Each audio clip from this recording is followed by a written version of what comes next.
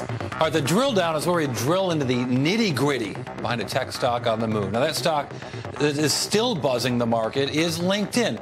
After 7 days of trading, the stock is a speculator's delight, trading 1,000,007 shares a day.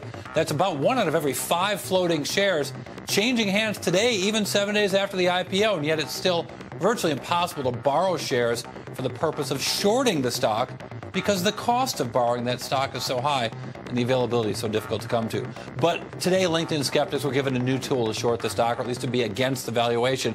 That's because LinkedIn became option eligible. Simply put, it means LinkedIn options hit the market today for the first time. So the pricing of those options shows us a lot more about investor sentiment than the stock itself, more than the share price, because what it tells us is that investors are extraordinarily negative in the near term for the prospects of LinkedIn. The average price of LinkedIn today was $87.23. So let's look at June $87.50 puts. I'm going Glenn Beck here a little bit, but it's a bet the stock's going to be below its $87.50 price, average price here. And as soon as people were able to buy that option this morning, they piled in, paying $10 a contract. Even by days in, the bet was extraordinarily negative. With the option at $7.50 and the stock at $88.32, let's do a little bit of chalkboard math here. Here it is. Stock price $88.32 at the end of the day. To be in the put means to be in the money was $80. That means the put holders need the stock to fall 9.4% to get a dime of a payout, to get anything.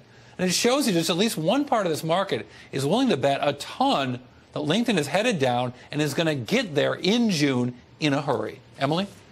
Corey, that's the short term, but what about the long term? The long-term options are just as expensive. It's pretty amazing because the market is asking people to put up a lot of money for Intel to move, for LinkedIn to move a lot just to make a little bit of money on the short side.